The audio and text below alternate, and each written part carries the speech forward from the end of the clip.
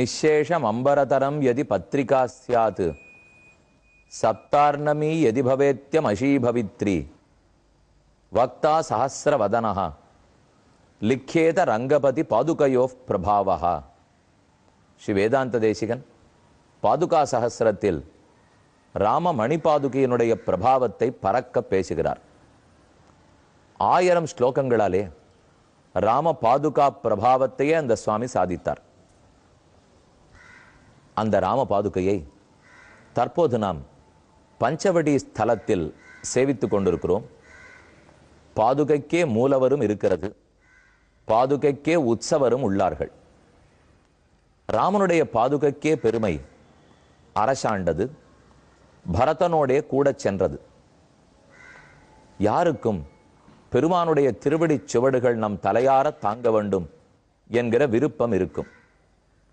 நாம் அயோத்தியில் சேவித்திருக்கும் போதும் கனக பவனில் ராமனுடைய 2 திருவடிகளின் பளிங்கல் சுவடுகள் உள்ளன. அங்கேதான் ராமன் தன் திருத்தேலில் ஏறி காட்டுக்கு புறப்பட்டான். அதேபோல் ராமன் அடி வைத்த எந்த இடத்துக்கு சென்றாலும் அவனுடைய திருவடி சுவடுகள் காணப்படும். இப்போது பஞ்சவட்டியில் ராமனுடைய பாதுகைகளை சேவித்துக் கொள்கிறோம். அழகான கருப்பு கல்லில் செய்யப்பட்டவை.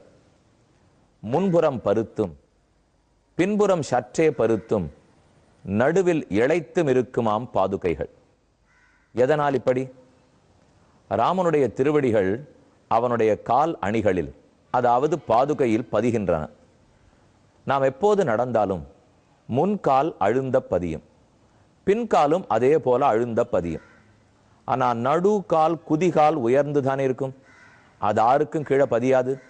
ராமனும் அப்படித்தானே நடந்திருப்பான். அவனுடைய முன்பகுதி கால் அவன் பாதுகையில் பதிந்தது. அந்த ஸ்பர்ஷம் நன்கு பெற்று பாதுகைக்கு புலகாங்கிதம் மலர்ந்தது. ஆகவே முன்பக்கம் பருத்திருக்கிறது. அவன் பின் கால் நன்கு பதிகிறது, ஸ்பர்ஷம் நன்கு ஏற்பட்டது. ஆகவே மறுபடியும் ஆனந்தம் பருத்தது. ஆனால் நடு கால் அழுந்த பதியாது. அப்ப பாதுகையினுடைய அந்த இடத்தில் ராமனுடைய திருவடிகள் படாதபடியாலே இழைத்து போயிட்டு. ராமபாத ஸ்பர்ஷம் கிடைத்தாதானே பருக்க முடியும், ஸ்பர்ஷம் இல்லாவிட்டால் இழைத்து போவோம்.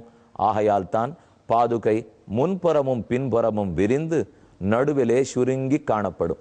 ராமனுடைய திருவடி அழுந்தி பட்டால் மலரும், அது இல்லாமல் போனால் சுருங்கும். இது ஒரு பாதுகைக்கென்றால் நாம் அப்படித்தானே இருக்க வேண்டும். ராமநாமத்தை சொன்னோமானால் மலர்ந்திருக்க வேண்டும். அது இல்லையானால் பட்டினி கிடந்தா போலே துவண்டு போக வேண்டும்.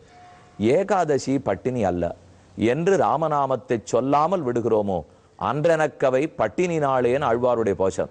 பட்டினி கிடக்கிற நாளெல்லாம் உணவில்லாத நாள் பட்டினி நாள் அல்ல. ராமநாமத்தை சொல்லாத நாள்.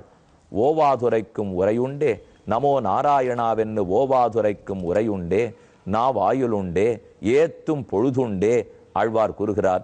ராமநாமத்துக்கு நாராயண நாமத்துக்கு குறவில்லை, உனக்கு சொல்றதுக்கு நாக்குக்கும் குறவில்லை, பொழுதுன்னு நிறைய வச்சுருக்கே குறவில்லை. ஆனா ஈடுபாடு இல்லை. அதனாலதான் நீ சொல்லாதிருக்கியே தவிர மற்ற எல்லா சாமகிரிகளும் உங்கள்கிட்ட இருக்கு. சொல்லேன், நான் படைத்த பையனுக்கு சொல்ல வேண்டாமா? ஆக அவனை சொல்ல சொல்ல ராம பாதுகையை சேவிக்க சேவிக்க நாம் மலர்ந்து இருக்க வேண்டும். இந்த பாதுகைக்கே உற்சவமூர்த்தி எழுந்தருளி உள்ளார். ஆஞ்சநேய சுவாமியின் சன்னிதானத்தில் அவருடைய திருமுன்பாகவே ரொம்ப ஆச்சரியமான ஸ்வர்ண ராம பாதுகை. இந்த பாதுகை ராமன் எங்கெல்லாம் பாரத தேசத்தில் நடந்திருப்பரோ அங்கெல்லாம் ஸ்தல யாத்திரையாக போய் ஆங்காங்கிருக்கும் புனித நீரிலே அபிஷேகம் செய்து கொண்டு இறுதியாக புதுச்சேரி பஞ்சவடிக்கு வந்து தற்போது தமிழகத்துக்கே விளங்கச் செய்யுமாறு பாதுகா தேவி எழுந்தருளி உள்ளார். பாதுகையை ஆணாக சொல்லுவது கூட அல்ல, பாதுகா தேவின்னு சொல்லுகிறோம். ராமனுக்கு சீதை ஒரு தேவி, பாதுகை மற்றொரு தேவி. ஒரு சீதா தேவி கூட சென்றாள், ஒரு பாதுகா தேவி நாட்டை பார்க்க வேண்டாமா? அதற்காக நாடு நோக்கி திரும்பி வந்தாள். பரதனாலே பட்டாபிஷேகம் செய்விக்கப்பட்டாள். நமக்கு தோணும், ஏன் இவ்வளவு நாள் ராமனோட கூட இருந்த பாதுகை காட்டுக்கும் சென்றிருக்கலாமே? கல்லிலும் மல்லிலும் ராமனை ஏன் தவிக்க விட வேண்டும்? பாதுகை இல்லாவிடில் ராமன் திருவடிகளில் முள் குத்தாதா? செய்யும். ஆனா பாதுகை ராமனுக்கு ஒரு பரீட்சை வைத்தது. ராமன் தன் தந்தை சொல்மிக்க மந்திரமில்லைன்னு பார்க்க போகிறானா, அல்லது தம்பியான பக்தனுடைய வேண்டுகோளுக்கிணங்க நாட்டுக்கு திரும்ப போகிறானா? பெரும் போட்டி. ராமன் தோற்று போனார். பாதுகையினுடைய அபிப்பிராயத்தின்படி பரதன் கூப்பிட்டதற்கிணங்க தன் வார்த்தை பொய்யானாலும், தன் தந்தையார் வார்த்தை பொய்யானாலும் பக்தன் வார்த்தையை மெய்ப்பிக்க வேணும் என்கிற அவன் வேண்டுகோளுக்கிணங்க ராமன் அயோத்திக்கு வந்திருக்கணும். எப்ப அவர் வரலையோ பாதுக்க முடிவு பண்ணிட்டு, இவர் ஏதோ தந்தை சொல்லு நரக்கம் சொர்க்கம்னு பார்க்கிறவர், இவரா ஆசிரித்த வத்சலன் பக்தபராதீனன், இவனா பக்தர்களுக்கு அடங்கியிருந்தா தான் ராமனை பாதுகைக்கு பிடிக்கும். பார்த்தது போரும் இவரோடு குடுத்தனம் செய்தது, இனி நாம் பரதனோடையே திரும்பி போவோம் என்ன அயோத்தியை நோக்கி வந்ததாம். இதற்கு ரொம்ப ஆச்சரியமான ஒரு திருஷ்டாந்தம் சொல்லுவார்கள். ஒரு பெண் சிங்கம் தன் குட்டிக்கு பால் கொடுத்து கொண்டு குகையில் கிடந்திருந்தது.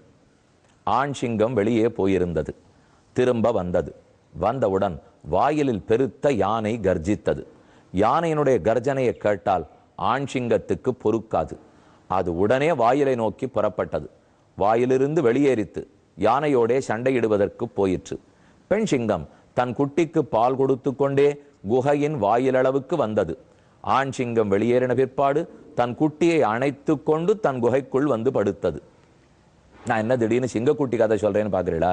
இவர் பாதுகாப்பட்டாபிஷேகம் சொல்ல வேண்டியவர் எதுக்காக இப்ப சிங்கக்குட்டி கதை சொல்லிட்டு இருக்காருன்னா, அடியே சொல்லவே இல்லை, இது பாதுகா சாஸ்திரத்துல இருக்கிற கடை, அதனால சேர்த்து சொல்றேன். ஆண் சிங்கம் தான் ராமன், பெண் சிங்கம் தான் பாதுகை, குட்டி தான் பரதன். நன்னா ஞாபகம் வச்சுங்க, பெண் சிங்கம் தான் பாதுகை, குட்டி தான் பரதன், ராவணன் தான் யானை. அவன் குகையின் துவாரத்திலே வந்து நின்று பிளிரினான். ராமன் வெளியே புறப்பட்டு விட்டான். லங்கைக்கு போய் சண்டை போட வேணும்னு ராமன்கிற ஆண் சிங்கம் புறப்பட்டு விட்டார். பெண் சிங்கமாகிற பாதுகை வாயில் வரைக்கும், அயோத்தி பட்டணத்திலேருந்து சித்திரகூடம் வரைக்கும், அப்ப குகையினுடைய வாயில் வரைக்கும் தன் குட்டி சிங்கமான பரதனை அழைத்து வந்தது.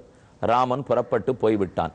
இப்போது பரதனை அணைத்து கொண்டு பாதுகை நாடு நோக்கி திரும்பித்து. பரதன் பாதுகையை தூக்கி வரல, பாதுக பரதனை அழைத்து கொண்டு நாடு நோக்கி வந்தது. பட்டாபிஷேகம் நடந்தது. ஆனந்தமா 14 ஆண்டுகள் கழிந்தன. அந்த ராம பாதுகையை பாரத தேசம் முழுக்க புண்ணிய தீர்த்தத்திலும் புண்ணிய கஷேத்திரங்களுக்கும் பிரயாணம் பண்ண பாதுகையை இன்று பஞ்சவட்டியிலே சேவித்துக் கொள்ள பெற்றோம். மேற்கொண்டு ஒரு விஷயம், ரொம்ப மர்மமான விஷயம் சொல்றேன்னு நேற்றைக்கே கூறியிருந்தேன். மாரீச்சனை ஓட்டி விட்டானே, சுபாகுவை கொன்றானே, ஏதற்காக? ஏன் 2 பேரையுமே கொண்டிருக்கலாம், அல்லது 2 பேரையும் ஓட்டி விட்டிருக்கலாம். கதை என்னன்னு பார்ப்போம். கம்பராமாயணத்தை கடந்த 1 வார காலமாக நாம் பார்க்கவில்லை, அதை சேர்த்து கூறுகிறேன். தாட்டகையை ராமன் முடித்தான். ஐயன் அங்கது கேட்டு அரண் அல்லவும் எய்தினால் அது செய்க என்று ஏவினால் மெய்ய நின் உரை வேதமென கொடு செய்கையன்றோ அறம் செய்யும் ஆறு என்றான். என்னுடைய தந்தையார் பார்த்து, விஸ்வாமித்திரரே உம்மோடு அனுப்பி வைத்திருக்கிறார், உம் வாக்கு நமக்கு வேத வாக்கு, அதை மீறி நாம் நடக்க மாட்டோம் என்று ஒரு பாடுருவ ஒரே அம்பை எய்தான். தாட்டகை முடிந்து கீழே விழுந்தாள். வல்லார் அரக்கர் குலப்பாவை வீழ்ந்து போகும்படிக்கு ராமன் ஆச்சரியமான செயல் புரிந்தான். தாட்டகாவதம் முடிந்தது. அதற்கப்புறம் வாமன திரிவிக்கிரம சரித்திரம், அதை இப்போது கூறுகிறார். ஒரு சின்ன விஷயம் மாறுபாடு உள்ளது. வால்மீகி ராமாயணத்தில் வாமன திரிவிக்கிரம சரித்திரம் முடிந்து, யஜ்ஞ சம்ரக்ஷணம் முடிந்து, சோனா நதிக்கரையில் போய் தங்க, அவ்விடத்தில் தான் விஸ்வாமித்திரர் தன் கதை கூறுகிறார். ஆனால் கம்பராமாயணப்படி தாட்டகை வதம் முடிந்து விஸ்வாமித்திரர் தன் கதையை கூறி முடித்த பிற்பாடுதான் வாமன சரித்திரம் வருகிறது, யஜ்ஞ சம்ரக்ஷணம் வருகிறது. சற்றே முன்பின் படலம் அதே, அதில் மாறுதல் அல்ல. ஆனா அந்த படலத்திலே சர்க்கம் முன்னும் பின்னும் மாறி இருக்கிறது. வாமனனுடைய ஆசிரமத்தை சொல்றார். தங்கள் நாயகரின் தெய்வந்தான் பிரிதிலை என்று எண்ணும் மங்கைமாறு சிந்த போல தூயது மற்றும் கேளாய் எங்கள் நான்மறைக்கும் தேவர் அறிவிற்கும் பிறர்க்கும் எட்டாச் செங்கண்மால் இருந்து மேல் நாள் செய்தவம் செய்தது அன்றே. இங்குதான் எங்கள் செல்வம் செங்கண்மால் வாமனமூர்த்தி சித்தாசிரமத்தில் தங்கித்தான் தவம் புரிந்தார். அப்போது வாமனன் ஓர் நாள் திரிவிக்கிரமனாக வளர்ந்தான். யாது? இந்திரனுடைய ராஜ்யத்தை மகாபலி அபகரித்து போக காலம் நுனிந்து உணர் காசிபன் என்னும் வாலறிவர்க்கு அதிதிக்கும் ஓர் மகவு ஆய் நீல நெருத்து நெடுந்தகை வந்து ஓர் ஆலமர வித்தின் அருங்குரல் ஆனான். எப்படி ஆலமரம் சின்ன விதையிலிருந்து பெருத்த மரமாக முளைக்கிறதோ, அதே போல சின்ன வாமனமூர்த்தி பெரிய திரிவிக்கிரமன் ஆகிறான். முப்புரி நூலினன், முஞ்சியன், விஞ்சை கற்பதோர் நாவன், அனல்படு கையன், அற்புதன், அற்புதரே அறியும் தன் சிற்பதம் ஒப்பது ஓர் மெய்க்கொடு என்றான். முஞ்சிய நூலினன், முப்புரி நூலினன், அழகான யஜ்ஞோபவீத்தத்தை தரித்தவர். முஞ்சியன், விஞ்சை கற்பதோர் அரண், நன்கு 4 வேதங்களையும் கற்றவன், கையிலே தர்பத்தை ஏங்கி இருக்கிறவர், அக்னி காரியம் பண்ணி பண்ணி கையிலேயே அக்னி படைத்தவர், அற்புதன், அதீத அற்புத செயல்களுடையவர், அற்புதரே அறியும் தன் சிற்பதம் ஒப்பதோர் மைக்கொடு. அற்புதமான ஞானம் படைத்தவர்கள் தான் பகவானுடைய சிற்பதம். அவனும் அற்புதன். அவனுடைய திருவடி எப்படி இருக்கும்? சிற்பதமா இருக்குமா, சின்ன திருவடி. அந்த திருவடியாலே 3 அடி மண் கேட்டான். சிந்தை வந்து எதிர் என் செய்ய என்றான் அந்தணன். 3 அடி மண் அருள் உண்டேல் வெந்திரலாய் இது வேண்டும் எனாமுன் தந்தனன் என்றனன் வெள்ளி தடுத்தான். மகாபலி சக்கரவர்த்தி கொடுக்கிறேன் ஏற்றுக்கொண்டான். ஆனால் வெள்ளிதான் சுக்கராச்சாரியர், மகாபலியினுடைய ஆச்சாரியன் சுக்கராச்சாரியர். அவர் வந்து தடுத்தார். கண்டதிரத்திது கைதவமைய கொண்டல் நிற குரல் என்பது கொள்ளேல் அண்டமும் முற்றும் அகண்டமும் மேல்நாள் உண்டவனாம் இது உணர்ந்துகொள் என்றான். மகாபலி அசடனே வந்திருக்கிறது யாரு தெரியுமா? உலகத்தையெல்லாம் ஒரு பகல் தன் வயிற்றில் வைத்து காத்தவன். உன்னை ஒண்ணுமில்லாமல் செய்வதற்காக கையேந்தி வந்திருக்கிறான். உண்மை புரிந்துகொள், ஏமாந்து போகாதே. ஆனால் சுக்கராச்சாரியர் தடுத்ததை மகாபலி கேட்பதாக இல்லை. என் கை உயர்ந்திருக்க வேண்டும், அவன் கை தாழ்ந்திருக்க வேண்டும். நாம் கொடை வள்ளல்ங்கிற பேர் பெறுவோம். கமண்டலத்தில் நீரை எடுத்தான். வார்க்க போக ஒரு பூச்சி வடிவத்தை எடுத்துட்டு சுக்கராச்சாரியர் கமண்டலு தீர்த்தத்தை தடுத்தார். வாமனன் பார்த்தார், யாரோ வரம் கொடுத்துட்டாலும் யாரோ கொடுக்க மாட்டேங்கிறான்னு பாருங்க. அதே போலதான் இது, கொடுக்கிறவன் கொடுக்குறேன்னு ஒத்துனுட்டான். இவர் என்ன தடுக்கிறாரேன்னு கோவம் வந்துருத்து பெருமாளுக்கு. கையில இருந்த தர்பத்தை எடுத்து அது வழியா விட்டார். அப்படியே 2ஐயும் சுகட்டினார். அவன் ஓர் கண்ணிழந்து சுக்கராச்சாரியன் வெளியிலே வந்து விழுந்தான். இதை பத்தி பெரியாழ்வார் பாசுரத்தில் சுக்கிரன் கண்ணை துரும்பால் கிளறிய சக்கர கையனே அச்சோ அச்சோன்னு பாடினார். சுக்கராச்சாரியருடைய கண்ணை துரும்பாலே கிளறினான். சக்கர கை படைத்தவன் பாடல். வாமனமூர்த்திக்கு சங்க சக்கரெல்லாம் கிடையாது. அவர் பிராமண வடிவத்துல சின்ன பிள்ளையா வந்திருக்கார். அப்படி இருக்கச்சே சக்கராயுதம்னு பாடுறாரேனால் பெருமான் எதை ஆயுதமாக பயன்படுத்தினாலும் அது சக்கராயுதத்தின் அம்சம். அதனால தர்பத்தையே பயன்படுத்தினாலும் சக்கரத்தின் அம்சம். அவர் எதுல படுத்துட்டாலும் அது ஆதிசேஷன்தான், எதுல பறந்தாலும் அது கருடன் தான், எதை திருவாயில வைத்து ஊதினாலும் அது பாஞ்சஜன்யம்தான். அப்ப பெருமானுடைய அம்சமாய் அவன் கையில் பிடித்திருக்கும் அம்சமாகவே இவர்கள் அனைவரும். சுக்கராச்சாரியர் கண்ணிழந்து விழுந்தார். ஒருத்தர் வேடிக்கையா சொன்னார், என்னத்துக்கு மகாபலிக்கு ராஜ்யமே படுத்து தெரியுமோ? அடுத்து திருவிக்கிரமன் வளர்ந்தார், அளந்தார், அரசை இழந்தான் மகாபலி. ஏன்? ஆச்சாரியன் சொல்ல மீறினார். ஆச்சாரியன் சுக்கராச்சாரியர் கொடுக்காதேன்னு சொன்னார். ஆனா சிஷ்யம் கொடுத்தானோ இல்லையோ? ஆச்சாரியன் வாக்கியத்தை மீறினா என்ன ஆகும்? அரசே படுத்து. சரி, மகாபலிக்கு போச்சு புரிஞ்சது, எதுக்கு சுக்கராச்சாரியருக்கு கண் போச்சு? அவரானு தப்பிச்சிருக்கலாம். என்ன கொடுக்கிறவனை தடுத்தாரோ இல்லையோ? எப்ப கொடுக்கிற மகாபலியை தடுத்தாரோ சுக்கராச்சாரியன் ஆச்சாரியனுக்கு கண்ணு படுத்து. சிஷ்யனுக்கு ஏன் அரசு படுத்துனா?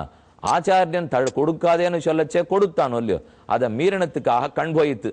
இவருக்கும் தண்டனை, அவருக்கும் தண்டனை. இவருக்கு கண் போயிற்று, அவனுக்கு அரசே போயிற்று. ஆக வாமனமூர்த்தி ஷடக்கென திரிவிக்கிரமனாக வளர்ந்தான். நின்ற கால் மண்ணெல்லாம் நிரப்பி அப்புறம் சென்று பாவிற்றிலை சிறிது பாரியனா ஒன்ற வானகமெல்லாம் ஒடுக்கி உம்பரை வென்ற கால் மீண்டது வெளி பெறாமையே. ஆகாசத்தை நோக்கி இடது திருவடி நீண்டது, வலது திருவடியாலே கீழோகத்தை அளந்தான். அந்த திருவடி மேல் இந்த திருவடி கீழ், இனி உலகத்தில் இடமில்லை எனும் அளவுக்கு ஆகாசத்தையும் நீண்டு போயித்து. உலகெல்லாம் உள்ளடி ஒடுக்கி அடக்கி ஓர் அடிக்கு அழகு இலாது அவ்வடிக்கு அன்பம் மெய்யதாம் இலை குலாம் துழாய்முடி ஏக நாயகன் சிலை குலாம் தோழினாய் சிறியன் சாலவே. இவன் சிறியனா? இவன் சிறியவன் எவ்வளவு பெரியனாக வளர்ந்து விட்டான். இது இந்திரனுடையது, நீ எடுத்துக்கொண்டு போனது தவறு என்று சொல்லி பெருமான் அந்த ராஜ்யத்தை மீட்டு கொடுத்தான். அத்தோடே வாமன திரிவிக்கிரம சரித்திரத்தை முடித்தார். அடுத்ததுதான் யஜ்ஞ ரக்ஷணம். யஜ்ஞத்தை காப்பாத்தின்னு இருக்கார். மாரீச்சன் சுபாகு வந்தான். வரும்போது எய்தனர், எரிந்தனர், எரியும் நீருமாய் பெய்தனர், பெருவரை பிடுங்கி வீசினர், வைதனர், தெளித்தனர், மழுக்கொண்டு ஓச்சினர், செய்தனர் ஒன்று அல தீய மாயமே. மாரீச்சனும் சுபாகுவும் இவர்களை யாகம் பண்ணவிடாத படுத்தின பாடு. அம்புகளை எய்தார்கள், இரத்தத்தை பொழிந்தார்கள், மாம்சத்தை இட்டார்கள், வைத்தார்கள், உதைத்தார்கள், என்னென்ன தீங்குண்டோ செய்தார்கள். ஒருத்தனை ஓட்டினான், ஒருத்தனை அழித்தான். ஏதோ செய்தி உள்ளது. பிரம்மசூத்திரத்தில் வேதவியாசர் கூறியிருக்கும் ஆச்சரியமான செய்தி என்னவென்று கேட்போம்.